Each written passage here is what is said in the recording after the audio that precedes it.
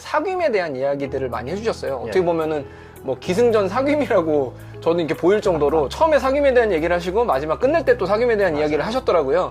그런데 사실상 제가 이제 교회 저도 이제 사역을 해보고 또 교회에 이제 뭐 예배를 참석해보고 하면 하나님과의 사귐뿐만 아니라 사람들 간의 사귐도 굉장히 없는 그런 교회의 삭막한 모습들을 발견을 하게 됩니다, 목사님. 어떤 것들이 이 시대에 도대체 사귐을 어렵게 만드는 걸까요? 기승전 사귐 맞아요. 그건 제 논리가 아니고 요한일서의 논리예요. 근데 네.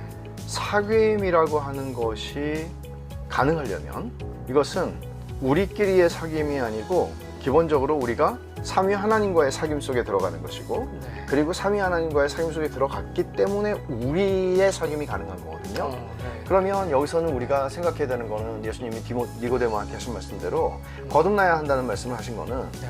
거듭나야 하나님 나라에 들어갈 수 있다. 그럼 하나님 나라에 들어가야 사귐이 이루어지잖아요. 네. 근데 문제는 네. 딱 보면 하나님 나라에 들어간 사람인지 안 들어간 사람인지 알기 어렵죠. 신앙의 고백을 통해서 우리는 이 사람의 믿는구나를 인정하고 세례를 주고 세례를 통해서 교회와 연합하는 건데 네. 그게 이제 네. 사귐이 시작되는 거죠. 근데 네. 세례를 받았지만 너무나 이제 명목상의 신자들, 문의가 그리스도인인 사람들이 많이 교회 안에 있고 그게 몇 퍼센트다 뭐 이렇게 딱 말할 수는 없으나 네. 그게 많아지면 사귐은 쉽지가 않죠. 그렇다고 해서 그러면 우리가 이 땅에서 100% 순도의 혹은 최소한 90% 순도의 교회를 이룰 수 있느냐. 그래서 굉장히 엄격하게 멤버십을 얘기하고 엄격하게 하는 사람들이 있는데 저는 그것도 위험하다고 봐요.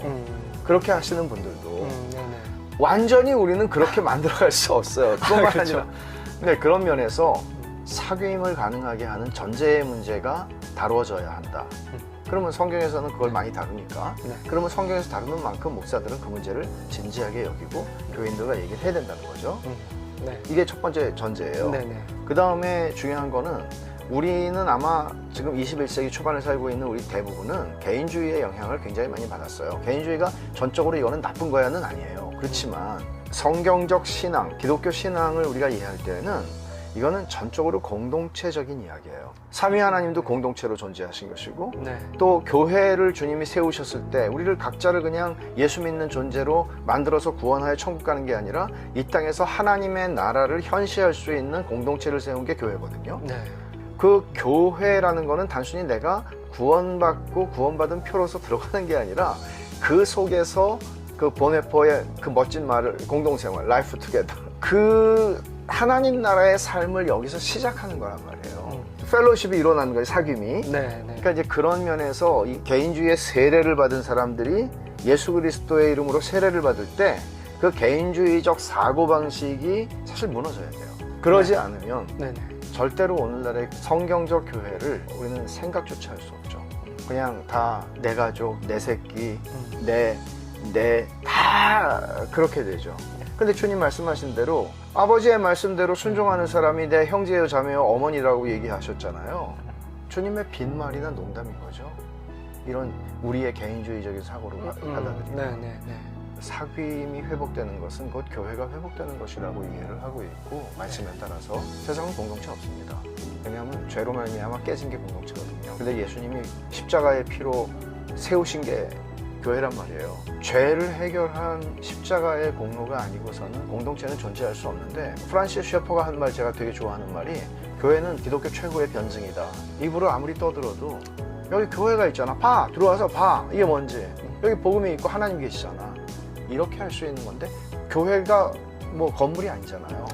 사귐을 봐요. 사귐이 없어요. 보여줄 수 있는 부분이 없어요. 네. 치명적인 어려움이죠.